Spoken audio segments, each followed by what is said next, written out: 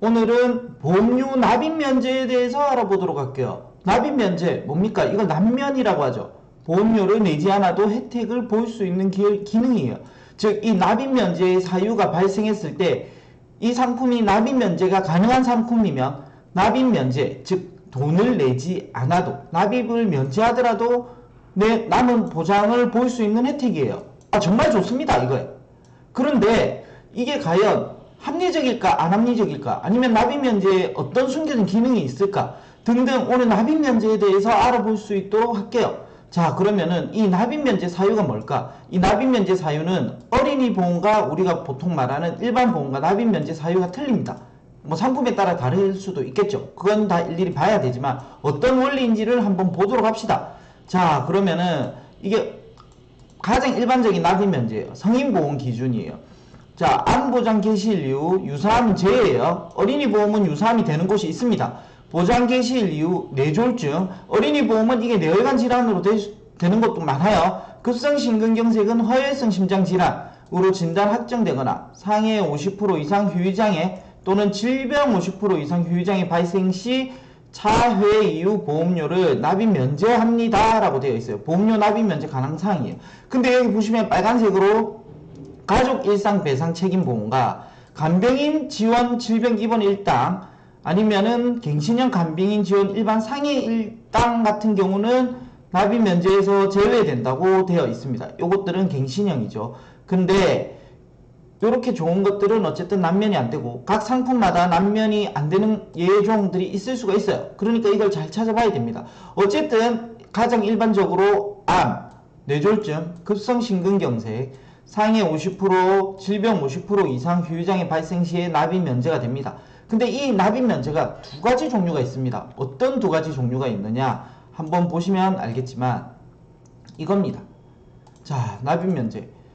그냥 납면입니다. 그냥 납면이 무슨 말이냐면 그냥 납입 면제가 된다는 뜻이에요. 그냥 무슨 말이냐면 내가 예를 들어서 보험료가 10만원 나가고 있어요. 그래서 암이 발생이 되었어요. 그럼 암 진단금이 일회성이니까 빠지겠죠. 빠지면 암 진단금이 4만원 했어요. 그럼 나머지 6만원에 대해서 납입 면제가 들어가는데 이 6만원이 꼬박꼬박 적립이 되진 않아요. 그냥 납입 면제만 됐을 뿐이에요. 보험료만 안 돼도 보장을 볼 수 있는 거예요. 근데 적립형 납면이라는 것도 있습니다. 요거는 생명보험사 상품에 간혹 있어요. 보시면 10만원이 있는데 여기서 빠져서 여기 6만원이 됐어요. 근데 내가 돈을 6만원을 내진 않지만 납입 면제도 되었지만 이 6만원이 꼬박꼬박 회사가 나 대신 넣어주고 있어요. 그러니까 해지환급금이 이렇게 쌓여가는 거예요. 6만원씩을 내고 있으니까. 얘는 이렇게 환급금이 쌓이진 않죠. 근데 얘는 환급금이 쌓이는 거예요. 요걸 적립형 납면이라고, 그냥 납면입니다. 그 대부분은 그냥 납면이 많아요. 그래도 상품 중에서 적립이 되는 납면이 있어요. 그러면은 이 두 개 차이가 보면 이게 훨씬 더 좋잖아요. 그럼 당연히 이게 되면 보험료도 거기에 상응해서 조금 더 내게 되겠죠. 세상에 공짜는 없습니다. 요것만 기능을 선택해도 보험료가 좀 올라가요. 요거 선택하면 더 많이 올라가겠죠.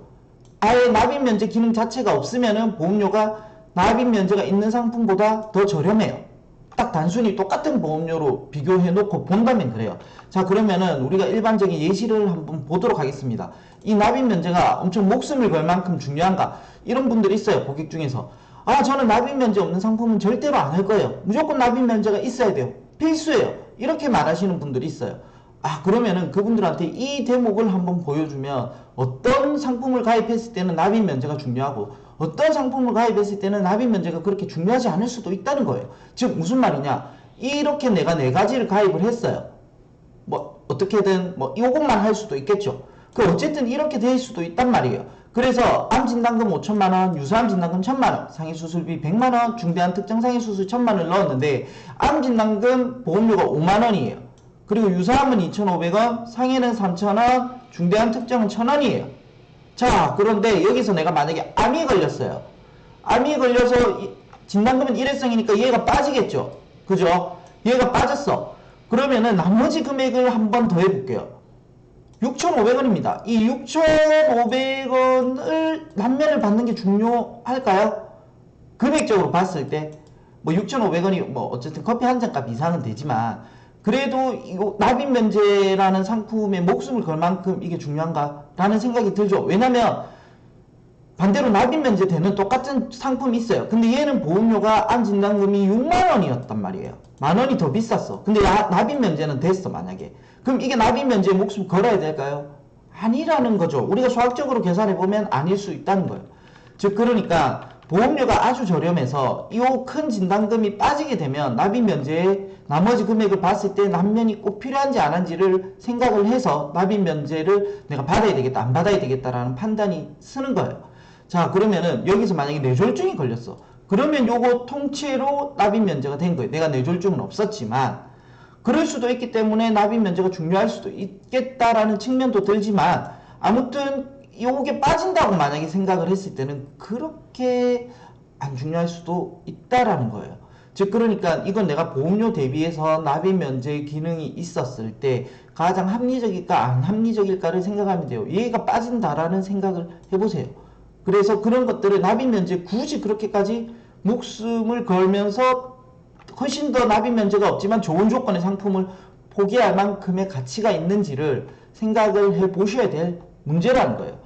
자, 그러면은 반대로 이렇게 내가 가입을 했어요. 이렇게 가입한 경우를 한번 살펴보도록 합시다. 자, 여기는 암 진단금이 있어요. 여기 5천만 원, 유사암 똑같은 조건인데 유사암도 1천만 원. 근데 아까는 상해 수술비와 조금 전에 제가 가상으로 했지만 특정 상해가 아니라 오히려 비싼 진단비. 여기 뇌혈관 2천, 허혈성 진단비 2천, 심뇌혈관 수술비 2천 이렇게 들어갔어요. 그랬더니 보험료가 5만원, 2,500원, 25,000원, 25,000원, 9,000원이 대략적으로 나왔다고 봅시다. 그럼 얘가 내가 만약에 암이 걸렸어요. 그러면 적립형 난면이 필요할까요?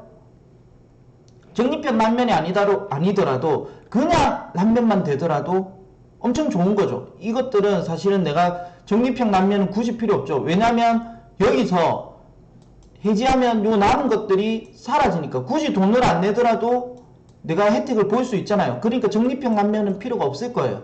그냥 난면만 되더라도 내가 90세나 100세까지 만기를 해놓으면 돈을 내지 않아도 평생 보장을 볼 수 있는 거죠. 자, 여기서 만약에 뇌졸중이 와서 요게 걸렸어요. 근데 요 나머지 보장들이 살아있는 거예요. 난면이 되면서.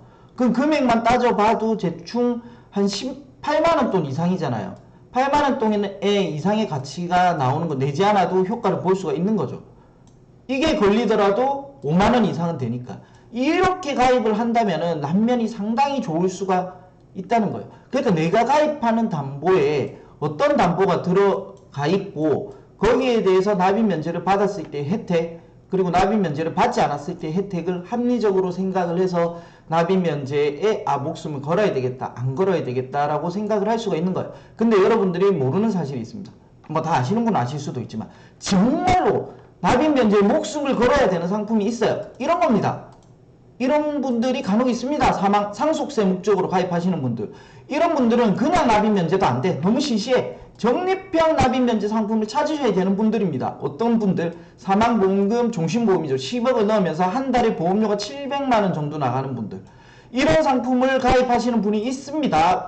나는 저 세상 이야기라서 나하고 상관은 없을 수도 있지만 또 요 방송을 보시는 형님분들이나 또 누나분들 또 요렇게 내가 부자가 되어서 상속세 목적으로 넣을 수 있지 않습니까? 그럴 때는 내가 적립형 납입 면제를 해서 요 700만원이 매달 내가 내지 않아도 적립이 되는 그런 효과를 맛보셔야 되는 겁니다. 그러니까 내가 가입하는 상품에 따라서 납입 면제를 진짜 목숨을 걸어야 되지. 그것도 그냥 납입 면제인지 적립형 납입 면제인지 어디를 선택할 것인가. 그냥 딱 보장만 관련된 거다. 그러면 그냥 난면 많이 들어가 있다 보장이. 그러면 그냥 난면을 선택하는 거고 아니면은 난면 없어도 돼. 왜냐면 암 몇 개 들어가 있고 혈관도 한 2개 정도 들어가 있어. 그러면은 그냥 난면은 목숨 안 걸어도 크게 상관이 없다는 거예요. 반대로 요렇게 사망보험금 10억 보험료 700만원 정도를 내는 것은 적립형 납입 면제가 필요하다는 거죠. 이런 거는 엄청 중요하잖아요. 이게 난면이 한 명 걸리면 얼마나 커지는지. 자, 그러니까 요렇게 생각을 납입 면제에 대해서는 이렇게 생각을 하시면 될 거예요. 그런데 정말로 아이러니하게 여러분들이 꼼꼼하게 상품을 살펴봐야 될 이유가 있습니다. 정말 중요한 사실이 하나 있습니다. 자, 요 특정 회사의 건데 요건 해지한급금 미지급형 보험 납입 면제형이라고 되어 있죠. 자, 일단 주보험 기본 계약이죠. 요거는 다른 손해보험 상품과는 조금 틀리게 다른 손해보험들의 상품은 기본 계약이 상해 사망, 상해 후유장애가 많잖아요. 근데 얘는 기본 계약이 암 진단비입니다. 그리고 유사함 제되어 있죠. 그래서 5천만 원이 들어가는데 4만 5천 원. 원래는 한 5만 원 돈이 넘을 수도 있어요. 이게 납입 기간이 좀 길어요. 30년 납으로 하셨던 분이기 때문에 그런 겁니다. 이 고객님 그렇게 선택을 하셨죠. 어쨌든 이렇게 되어 있습니다. 자, 유사함도 2천만 원, 뇌혈관도 1천만 원, 또 수술비 1천만 원, 협심증 1천만 원, 허혈성 심장 진단비 1천만 원, 수술비 1천만 원 이렇게 구성이 되어 있습니다. 그래서 보험료가 6만 3천 원이 나오셨어요. 자, 그런데 이게 그러니까 당연히 납입 면제형이니까 여기 암 진단비에 어떻게 해당이 돼서 요 금액들이 남면이 됐겠죠. 요 남면 금액이 얼마 정도 됐을까요? 딱 보면은 우리가 대충 계산을 해보면 16,000원 정도죠. 16,000원 정도가 남면이 된 거예요. 이것도 작다고 볼 수는 없죠. 16,000원이. 왜냐면 여기 30년 납이기 때문에 계산 아마 20년 납으로 했으면 2만원이 훌쩍 넘어가는 돈이었을 거예요. 자, 근데 이 상황이었어요. 자, 이 상황이었는데 그 남면은 좋다 이거야. 근데 우리가 이 참 잘 봐야 되죠. 꼼꼼하게. 그러니까 납입 면제라고 다 좋아할 건 아니고 납입 면제 중에서도 어떤 특징이 어떤 숨겨진 기능이 있는지 또 한번 잘 봐야 되는 거예요. 이 방송을 끝까지 마지막까지 보신 분이 승자인 겁니다. 자, 보시면은 암 진단비 기본 계약에 돼 있고 개별 담보라고 돼 있고 개별 약관별 유의사항이라고 되어 있어요. 자, 위에는 뭐 딱히 볼 건 없어요. 다 똑같은 내용이에요. 하지만 아래쪽을 봅시다. 암 진단 확정으로 암 진단비를 지급받은 경우 이후 진단받은 상피내암, 경계성 종양, 기타 피부암의 진단비는 지급하지 않습니다라고 되어 있습니다.